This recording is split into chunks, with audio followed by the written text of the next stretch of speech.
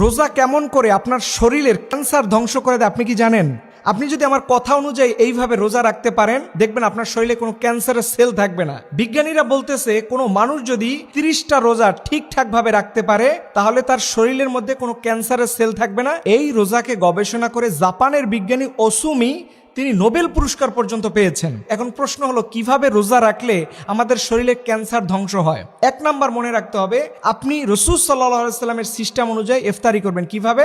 আপনি খবরদার চিনিযুক্ত কোনো শরবত বা কোনো খাবার, জিলাপি অথবা যে কোনো আইটেমের চিনিযুক্ত খাবার এটা আপনি খাবেন না। কারণ হচ্ছে আমরা যখন 12 থেকে 14-16 ঘন্টা না খেয়ে থাকি তখন আমাদের শরীরের মধ্যে এক ধরনের শক্তিশালী সেল উৎপন্ন হয় যারা ক্যান্সারের বিরুদ্ধে প্রতিরোধ করতে পারে। কিন্তু আপনি যখন রোজা খুলে ঢকঢক করে চিনির শরবত খাচ্ছেন তখন এই অটোফেজি বা ক্যান্সারের সেল ধ্বংসকারী যে উপাদানটা এটা নষ্ট হয়ে যায়, যার ফলশ্রুতিতে আপনার শরীরের দুর্বল কিছু কোষ আছে যেই কোষগুলো আপনার শরীরকে বৃদ্ধ করে দেয়, বুড়া করে দেয়, বার্ধক্য করে দেয়, সেইটাও ধ্বংস হয়ে যায়, যার ফলশ্রুতিতে আপনি বয়স্ক মানুষ হয়ে যান। এখান থেকে বাঁচতে চাইলে অবশ্যই ইফতারি করে আপনি চিনিযুক্ত শরবত, চিনিযুক্ত খাবারকে অ্যাভয়েড করুন। এই ক্ষেত্রে আপনি খেজুর খাবেন। এখন অনেকে বলবেন খেজুরও তো মিষ্টি, তাই মনে রাখবেন খেজুরের মিষ্টি আর চিনি এটার মধ্যে আকাশ আর তফাল পার্থক্য আছে।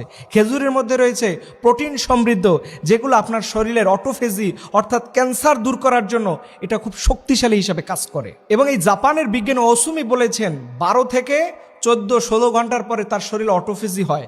এই অটোফেজিটা যদি আরো লং টাইম করা যায়, অর্থাৎ আপনি যদি আরো কিছু সময় না খেয়ে থাকেন, দেখবেন আপনার শরীরে এটা শক্তিশালী হয়ে এমন শক্তিশালী সেল গঠন হবে যার ফলশ্রুতিতে আপনার শরীরের মধ্যে ক্যান্সারের সেল এটা বাঁচতে পারবে না। ইভেন দেখেন ইসলামে কিন্তু ফরজ রোজা ব্যতীত নফল রোজারও গুরুত্ব আছে। নবীজি বলছেন তোমরা মাসের 3টা রোজা রাখবা, এবং বিভিন্ন এই যে রমজান শেষ হয়ে যাবে এরপরে 6 রোজা আছে, এবং প্রতিটা মাসে 3টা রোজা আছে, এবং নবীজি বৃহস্পতিবার এবং সোমবার রোজা রাখার কথা বলেছেন।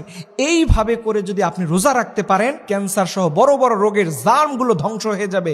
এটা আল্লাহর নবীর দেয়া। এবং আপনি জানেন কুতিবা আলাইকুম শব্দ দিয়ে আল্লাহ তাআলা বুঝিয়েছেন রোজা ছিল